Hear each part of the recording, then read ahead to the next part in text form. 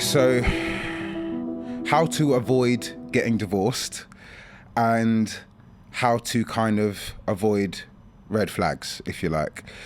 So let's just summarize what I think red flags are, because I think the term is kind of thrown around a little bit loosely in today's sort of culture. But what I think it means is things in which you don't see eye to eye on, for starters, because this isn't about pointing out someone else's red flags, because to someone else, the same thing can be considered on your part a red flag as well. So, but what I think these things fundamentally are differences in core values, right? So things in which you really at your core believe to be true. These are expectations you hold of yourself and others, and particularly your partner, which can be influenced by a number of things. That starts in the home, how you were raised, the type of relationship your parents had, perhaps even slightly outside of that, the people that raised you or your extended family, how many of them stayed together versus how many of them separated, Disney movies, like all of these things will essentially accumulate to your expectations of a partner. And so when you come to a place when you're with someone or you're thinking about getting with someone and you see things which do not align with your core values as a person, but yet you overlook those things, that is where I think the biggest problems occur. And in fact, you could say those are red flags of your own. If you're prepared to overlook red flags, then I would argue that that is a red flag of yours, right? So what that means is you can acknowledge this person does not have the qualities you desire, or is in some way opposing the qualities that you are expecting or looking for in a partner, and yet somehow, for love, for whatever reason, attraction sometimes, you are just prepared to kind of let that slide. And what that's actually doing is that's actually setting you up for incredible failure in future. Because although, again, we're all human and we all have faults, we all will make mistakes, so no one is perfect. You can't reserve yourself for the perfect person, because that person doesn't exist. And if you're not perfect, which I assure you you're not, how can you possibly expect to have Mr. Perfect or Miss Perfect walk straight into your life? It's never going to work that way. So we have to acknowledge that we're all flawed as people, and therefore to throw around the term red flag is a little bit like, okay, you've got to relax, because there are things someone will do which you can't call a red flag, but are things you need to work on. You know, this type of behavior that you are calling red flag behavior or whatever is actually something that's triggering you, that's perhaps something, and I'm not saying this is always the case, but sometimes it's like something actually is happening in you and as opposed to them. Now, what is important when it comes to this type of behavior or seeing it is that you have to acknowledge from the start that you cannot change someone else's behavior. Right. So I think what happened, and particularly what happened to me, was I acknowledged some behavior which essentially was a lack of aligning of our core values. I witnessed that happening as we were dating. I then witnessed it happening more as we were engaged, but I was just in a place where I was committed to this decision and I was going ahead. Obviously, when you get married, a lot of this stuff actually heightens. It's like it intensifies, because some of these issues are no longer just happening, but they're happening forever now, if you like. It's kind of like everything is, that much more intense because of the marriage now. And so although you've done well as a person to go, okay, everybody's flawed, if we're calling these flaws now, and you've moved on past it, what you've actually done is you've set yourself up for failure, because it's something that aligns with your core values in terms of whatever their behavior, actions or whatever are. These are things which are not aligning with you. So for you to have kind of ignored it or pushed it aside or said it wasn't important now, and then years later, months later, however long later, it's now causing you issue, although it's now psychologically easier to blame that person for their behavior. It was behavior that you witnessed at the start and yet you said yes to. Now, if you look at like the basic level of conditioning behavior, and I'm talking about the basic level of conditioning behavior, think about the reward system. If you if you allow something, if you enable something, if you reward something, you are essentially permitting that behavior to happen, and you are silly to expect another outcome. Because if you are saying yes to this, it's okay with me, even if you argued about it or whatever, but you said, I'm sticking around for this, I'm all right, prior to getting married, by the way, then it's kind of like you have to understand you have set yourself up to fail, right? Forget the other person for a moment. This is something that you should have addressed when it came up for you. Now, it's not to say that you can't address things as well, because that's what I think, actually, that's what healthy relationships are based on. It's like really deep communication. But what conversations are happening between you as you are building this relationship? Because if you are not actually addressing some of the harder conversations to have, right, some of the deeper things which really actually motivate, stir you, upset you, all of these things in life that actually come in and out of your ecosystem and you really feel strongly about one way or another, this person essentially has to have some alignment or some understanding, or at least minimum some respect of that, and vice versa, if you are going to be together. Now, just to give you an example, when we talk about red flags, and again, I don't really like the term, but what we're really, again, talking about is the difference in core values. So some of the things that I perhaps should have paid attention to were even details like how we argued and what level of respect we had for each other through our arguments. Because if you're able to argue and throw words out left, right, and center without even consideration of respect at that point with the person you're supposedly in love with, you then have to ask yourself questions, right, serious questions about, is this healthy? Is this okay? It might feel good. And this is the thing about relationships, which essentially have these in it. People now call this toxic, but they have toxic traits, because what that means is you will have these moments, but then you'll also have moments where everything's fine. Or most likely everything's just been sort of swept under the carpet or forgotten rather, not forgotten, but sort of placed to the side, which doesn't do anything for a healthy relationship at all, but may get you through the next day just fine. But essentially what you're doing is you're enabling stuff to just build and build and build before it explodes. So I think the key when it comes to this stuff is essentially like really, really good communication. So if you are trying to avoid divorce, if you're trying to avoid that as an outcome and you're going through, what I would say is you really have to start communicating. You have to go to the hard places, because it's going to be hard one way or another, right? If you look at long-standing marriages, and I think the world gets caught up in happily married all the time, but let's really talk about, if you talk about a long-standing marriage, let's just say 50 years or whatever, I can guarantee you there was at least 5 years of this isn't going well. Do you know what I mean? It's like any relationship, any lifetime.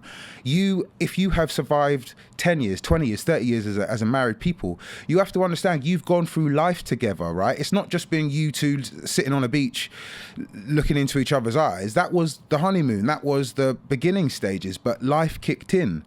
You've had wins, you've had losses, you've had family, you've had sickness, you've had health. You've had it all. And you've had to deal with this with another person.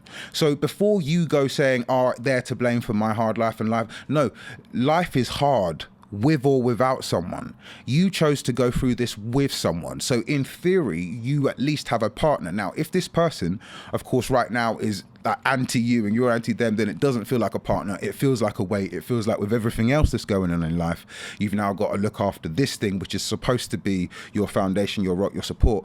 Well, I would say to you, then go make it that again.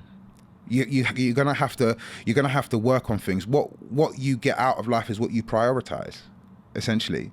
So if it's important to you, and before you go looking left and looking right and just seeing something that's more attractive, I promise you, seasons of life and relationships will tell you whether this is a good match or not. But you can want it and you can think it and you can say, well, their relationship looks great and their relationship looks great and mine isn't, and what's going on, something must be wrong. And I'm not saying it isn't, because sometimes, look, it is the result. I am the result of that, right? And so I have to say, and I have to believe that was the best thing that happened to me, because it's led me to where I am now. But if you're if you're still in, then I think it's really important to at least, wherever possible, fight. And what that means is not fight each other, but fight for your relationship. And that might mean going through a tough period of time, but it doesn't mean just leaving the relationship. You know, let's just say you meet someone new tomorrow. Wonderful for a year until things then change if you haven't dealt with some of your issues. Do you see what I mean? And don't get me wrong, people can align differently. You can just meet someone that has slightly different interests and that just works with you a bit better and all of that kind of stuff. But it's also like you made an effort to align yourself with the person you're with now. You really did at some point, right? You were looking good, you were smelling good, you were acting fresh. You didn't let them see all your skeletons and your baggage immediately. And yet now here we are, years in, however long in, and problems are occurring. And it's like, well, where is your focus? So what I would say, lastly, really, is that therapy is a really good option. And I wasn't really keen to go to therapy. I don't think it particularly went well, but what I would have said to myself now again, this is me accepting my position, and I'm really good with what's happened. I think it's been for the best. I thoroughly do. But if I were someone who was trying to prevent a divorce from happening, I would say just stick with it. Commit to it you have to make a commitment to commit to it for a while, which means, okay, yeah, we might feel this way. It's definitely going this way. But what we're going to do is we're just going to commit to 6 months of us trying with a therapist, us trying with perhaps some outside healthy help. Not your mate who's been going through the same thing and wants to talk nonsense about her or his partner. You know, someone who's got a healthy stance on these things, someone that's got some wisdom on these things. Get some insight, speak to people before you just decide it's done. But again, that's a decision that you have to make. You have to decide what your outcome is here. Because what I will say is that if you are set on it, and I'm not encouraging this at all, to be honest with you, but if it's something you are set on, then I would just ask you to consider the mitigating circumstances, which means who else is going to be impacted by this? Yes, it's your marriage, it's your relationship, but who else is going to be impacted by this? And how can you mitigate the damage? Because it is damaging. Divorce is damaging. Make no mistake about it. And I know that there are stages and phases of thinking when it comes to this type of thing. And some of it's good, some of it's bad, some of it's confusing. And I promise you'll experience all of it if you go through with it. Because yeah, there's parts of it where you're like, day one, can't wait, freedom. But then you realize you've still got to go back to work and you've still got to hang on. And now actually, depending on where you lie, you're not sleeping in the same place anymore. That can be a bit unsettling. You can't contact all the same friends because you might have shared friends. You know, you can't watch the same films because you're reminded of this person. And so, you know, yeah, I can see someone else, but now you realize this person's got traits I don't like as well. And I'm now showing things that I don't like. And maybe I'm missing X, Y, Z. And is that, it's a lot. It's a lot. And so I just want you to be prepared for all of that to happen. If you're so set on this, and if you've got children involved, please just consider them. Look, if there's any safety issues, any safety concerns, and I mean genuine ones, I'm not talking about anything other than absolutely genuine ones, because we're talking about removing a parent from a child's life, and you can hate someone as much as you like, but that's a crime unto its own, if that's really what you're doing. So let's just be very clear, unless there's actual safety concerns, and if there are, 100%, but if there aren't, then we need to talk about the kids, we need to talk about finances, and I promise you that even if you are separating, to be as communicative as possible about these things is the best way forward. The moment communication breaks down is the moment things start to go wrong and the moment you both start to lose. I remember being in countless court hearings, and the general sentiment is there are no winners here, people. The fact that we're both here, the fact that I've had to take time off work, the fact that I've had to think about this hearing for the last 3 months and now the last 2 days has been crazy. The fact that I might lose or gain my children, the fact that I might lose or gain my money. It's insane. And bearing in mind, you're spending time and money to do these things as well. You really are. So what I'm saying is, like, if it has to be, and I do not endorse this, but if it has to be, then just try to find a way where it can be civil. Because to have to go through this, you're both hurting. It doesn't matter. It really doesn't matter what is seen on the surface. I promise you, if this was really love and this was really now torn apart, you are both hurting. You might exercise it in different ways and express it in different ways, but you're both hurting. You're both now in a place of potential instability. You're both in a place where you've got a lot of outside eyes now looking in, a lot of attention, potentially on the wrong things at the wrong times. And so what you don't need is just an enemy in the middle of all of this. You may not like each other, but just accept that. Accept the fact you don't get along. Accept the fact that we just don't fall in love anymore. Accept the fact that they're annoying and that they're rude and that they're maybe whatever. You just got to do your thing. But where possible, try to be peaceable. And I'm saying this particularly with kids. All right. If you haven't got them, it's slightly different, but it's really not, because we're still talking about finances. We're still talking about running into this person. So just something to stay mindful of, something to be considerate of as well. And I just really want to endorse the fact that I do not promote this. I do not think that this is a healthy way forward. Don't get me wrong. The right way forward might be a case of plowing through some really difficult stuff, some really difficult conversations. But there are no winners here, right?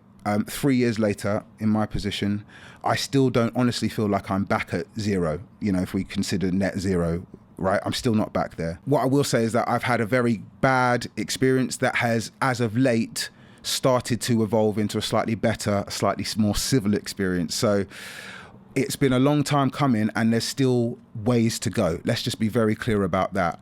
But what I would say is, where possible, try to lead with peace. You're going to have to learn to forgive, whatever the case, all right? Because that is the starting point of peace, in my opinion. But yeah, just do your best to calm down, to think this through, to get a second opinion, a healthy one. If it's all going wrong and you have to get out, then I would just say do your best to mitigate the damage.